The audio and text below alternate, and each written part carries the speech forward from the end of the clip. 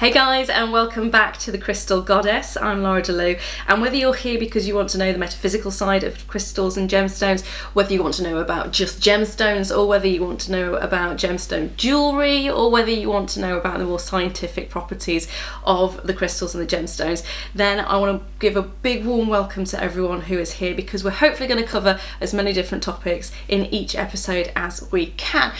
Because we're just starting off, we are obviously doing these ones as more of the metaphysical side and working with crystals in a crystal healing capacity. So we've already covered what a crystal is, we've already covered how to choose the right crystal for you when you're working with them. We've also covered cleansing. So the next stage as we move on from that is to attune the crystal to your frequencies and for you to get used to your crystal's vibrations as well. It's a really nice process. It's quite personal to you and to the crystals that you're working with. Then you move on from that and you want to activate or to charge your crystal. And then there's the setting of the intent. So if any of you have been Reiki trained, you know that when you are doing the Reiki healing, you normally set an intent. Well, it's the same kind of process with this. You want to set an intent so the crystal knows exactly what you want to be working with in these situations. And that is also known as programming as well. So we're going to go over all of these in this particular feature. And I will touch on some of the more, I suppose, scientific elements of it as well. It's not going to be in everything. But let's start off with attuning your crystal. So you've got your crystal, you've cleansed it, so all the negative energy is gone, and you've now got the crystal in its form and in and of itself, no negativity. It's a beautiful blank canvas, and you want to find out what its vibrational qualities are. So the really easy way of doing that is to just have it with you. It's as simple as that. If it's jewellery, wear it. If it's a carryable crystal that you can pop in your pocket, carry it with you for a few days. If it's slightly bigger, maybe you might want to pop it on the bedside table. And if it's small enough, you might want to pop it in your pillow as well. No effort needed. You just get accustomed and attuned to the vibrations. And you will start to know your stones quite well in that regard. And it is very personal. It's a personal process. You can as well, and this is a really nice way of doing it, meditate with your crystals, because when you go into a meditative state, you're more relaxed, you're more likely to pick up on the feelings from the crystal, you might feel the vibrations, you can have some really nice self-driven meditation, or you can actually also get guided meditations as well. There are lots of sources of guided meditation, not just for crystal healing, but also for things like angel healing and Reiki as well. So have a look on the internet, you should be able to find something. I am looking at doing some sort of guided meditations at a later point as well. So if that's something you're interested in, let me know, comment below, and I will see what I can do for you. I've already had a few requests, so yes, we're going to work on those. Okay, so you've taken your time, you've got to know your crystal's got to know you, and you are ready to work with it. The next stage, now not everybody does this. I know I have started, when I first started working with crystals, I never really activated the crystals. I kind of let their qualities do what they needed to do, and it was a very intuitive thing. If you want some specific results, then a good thing to do is to charge your crystals and then set an intent. So charging the crystals. It's a really, for me, when I first looked at the idea of charging crystals, it was a little bit, that kind of indicates that the crystals are inert and they're not doing anything and you have to put energy into them. It's not the case. So all crystals will have a vibration anyway. It's in the atomic structure, it's what happens. If you look at something like a quartz, for example, it is 50-50 covalent and ionically bonded, which basically means, and this is the silica oxygen bond that you get within a quartz, it basically means that when you've got an atom, you've got the center, which is full of protons and neutrons, and then on the outside you've got your orbits, as they're known, with the electrons in them, and you'll have different amounts of electrons in the orbits depending on what the atom is itself. Now, these electrons can be shared either covalently, or they can be shared or donated. So with an ionic bond, you are either going to expel an electron or receive an electron, and with a covalent bond you kind of share it between the two. So you have the covalent and ionic bonding. When you've got something like a quartz, it's actually 50-50. So the electron is partly donated for some time and then it's shared for another bit of the time. And that kind of creates what quartz has with this regular vibration. So when you want to work with something that you're new to, one of the traditional ways of charging your crystals is to place your crystal on top of can't think of the word, cluster, on top of a quartz cluster, and you just leave it there for a short amount of time, normally a day to 2 days. You can leave it longer if you want to, but because quartz has quite a high vibrational level anyway, in theory it should charge or activate your crystal. I personally don't want to use that method. Now another one is grids as well. So you get, normally it's about 6 of your clear quartz which are terminated. So it's your shards which are terminated. And then they normally have 6 sitting around the outside with the crystal you want charging on the inside, and again you just leave it for a prolonged period of time. Because quartz is great at focusing light is another one of the energies that can be used to charge your crystal.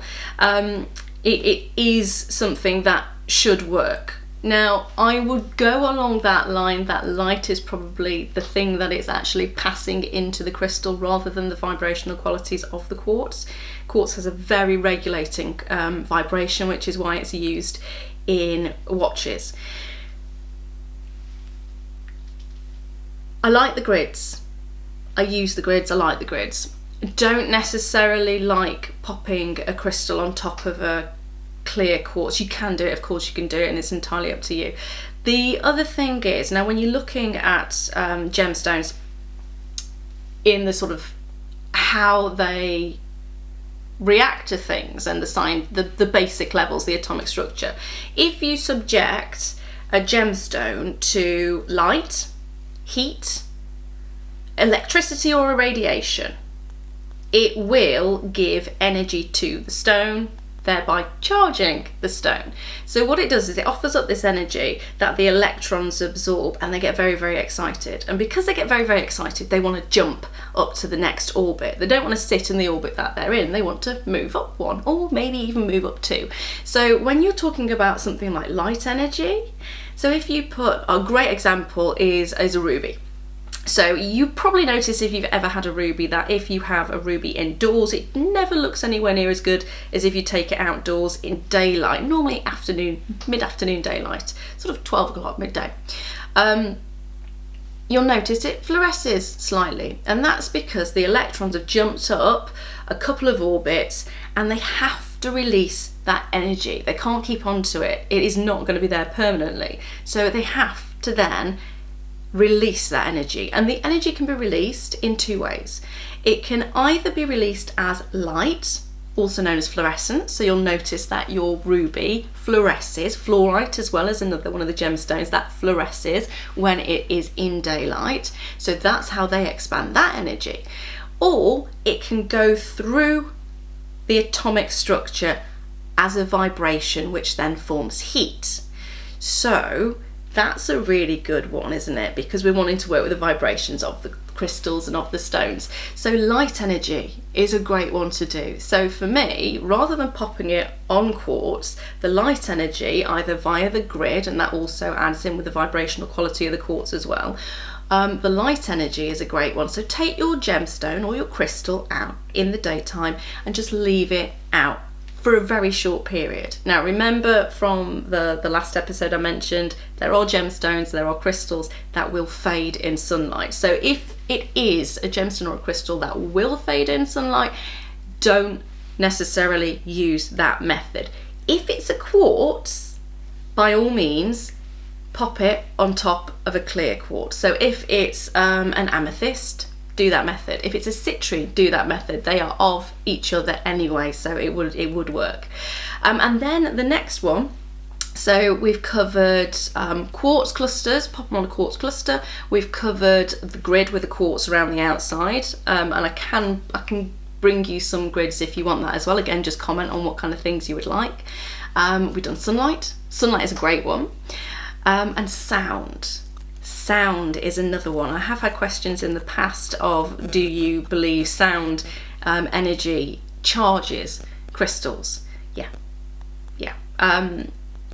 Think about, and I know this is not a crystal, it's called crystal, but the glasses, think about the glasses. So if you can hit the right pitch, the right tone, the right sound, the right vibrational quality, because sound is vibration at the end of the day, and we're working with crystals which have a vibration. So if you can hit the exact frequency that the crystal vibrates on, you can make the crystal charged.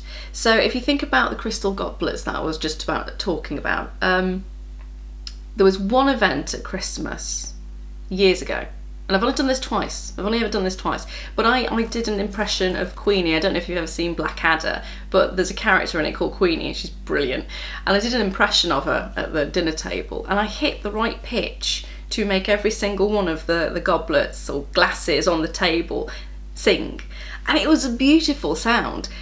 Scared me a little bit, but it was a beautiful sound. And I did it again a little bit later on with another moment where I just said something and it hit that right tone and that right frequency. So yeah, if you also think about the story of the Walls of Jericho, now there's lots of kind of research into civilization and where we originated from, and a lot of the answers that are coming back are found in the rocks. Now there is a theory that says that the Ark of the Covenant potentially could have housed radioactive material. If you look at the kind of descriptions of the ailments that the people carrying the Ark of the Covenant had, they all seem to be quite synonymous with radioactive poisoning. Now, if you are taking a radioactive substance around rock, it can degrade the rock. So the idea was they took it around the Walls of Jericho several times over several days, and then on the last day they rang, I can't remember if it's a gong or a bell, and the walls came crumbling down. So sound and radiation and light and anything like this can cause a stone to be charged. So you can choose which way you would like to do it. I like sound. Sound, you can use bells. You can use the Tibetan singing bowl. That's always a nice one. That's got a really crystal, sort of I suppose a crystal sound to it. It's a very pure sound and it's wonderful. And if you've ever looked at, just going off on a bit of a tangent now, if you've ever looked at any of Michael Tellinger's work, you might have noticed the fact that he talks about singing stones, and these are amazing. So basically it's some kind of metal composition which is in the host rock, and it just looks like a boring normal stone, and when it's hit with another specific rock, it sings. It vibrates and it sings, and it just makes the most amazing sound. So sound is a good one. Light, get it out in the daylight just for a short period of time, you don't need much.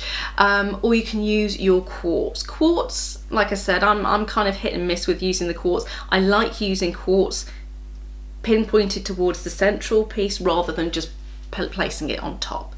And then the final thing that you need to consider is setting an intent. This is because you want to have some kind of, I was going to say response, it's not response. You want a specific outcome, don't you? So if you've ever worked with the law of attraction in any kind of level, you know that you need to be very specific. Very specific. I have many occasions where I've used the law of attraction and got what I wanted, but not how I wanted it to happen. You have to be specific. I did one very specific one, which I didn't tell you about for many years, but I wanted a specific type of car, which had a certain, and I thought, I'm going to do it. I'm going to be really to the point. I would very much like a car, this make, this model. I would like it to have 11,000 miles on the clock. I'd like it to be in this colour, and I want it to be with a way that it was affordable. And for a long time I was looking for a new car, and I completely refused to do anything about it, because I knew the car that I wanted was going to be there at some point. It would just happen. I know it sounds silly, but it did happen. So for about a year of me going, oh, well, there's that one that's available, it's affordable, I could trade it in, but it's not the car I want. It's not the car I want. So I had to take my car to have an MOT, and I got a phone call from the guy at the garage, and he said, how long are you planning on keeping this car? I was like, I don't know. I don't know. He went, because you've got a lot of work and it's going to cost a lot of money, and you might want to consider not having it for that long. So I walked past and walking to the garage. There's another garage which was selling cars, and lo and behold, there was the car I wanted. The right make, the right model, the right colour, with 11,000 miles on the clock. And they sorted it so the finance package was affordable to me. So you have to be specific. You have to be very, very, very specific. And that's where it's good to set an intent. So sometimes you might want a crystal that you just want to meditate with. Sometimes you might want a crystal that you want to use specifically for healing. So this is the point that you set that intention. And a really good way of setting that intention is, again, to go through more of a meditative process. So you take the crystal, and you always want it to be used for the highest purpose and the highest good. So always add that into whatever comments you're making, and make it very specific to you. So you can say, my intention is to help this crystal to become a healing crystal for my work, working with people who have insomnia, for example. And may it always work to the highest good for everyone involved. Something like that, really simple, but you are being specific. You want it to be working with your clients when they have insomnia. So set the intent. Personally, I would set the intent before you charge your crystal. Mainly because if you feed a child sugar, they're not going to listen to what you have to say. Crystals are kind of like that. If they're full and buzzing of energy, they're not going to go, oh, you know, that's fine, I'll do that. So set the intention first, then charge your crystal, then use it, and you will love working with them. They are fantastic in each and every single way. Thank you very much for watching this episode. I know I kind of rabbled on a little bit, but I do get quite excited, and I love little stories coming in. If you have anything specific you want to know about crystals or gemstones, it doesn't matter if it's metaphysical, it doesn't matter if it's scientific, it doesn't matter if it's to do with gemology or mineralogy. I'm not that good on mineralogy. I'm not a mineralogist, I'm a gemologist. If you want to know about jewellery and working with jewellery, I'm also a jewellery maker as well. So any kind of questions that you've got, please add them in the comments. I will do my best to do as many videos to answer your questions as I can. If I can't, I will answer as many comments as I can as well. So thank you so much for watching. It's been an absolute pleasure. Stay safe, be happy, and I'll see you very soon on the next Crystal Goddess.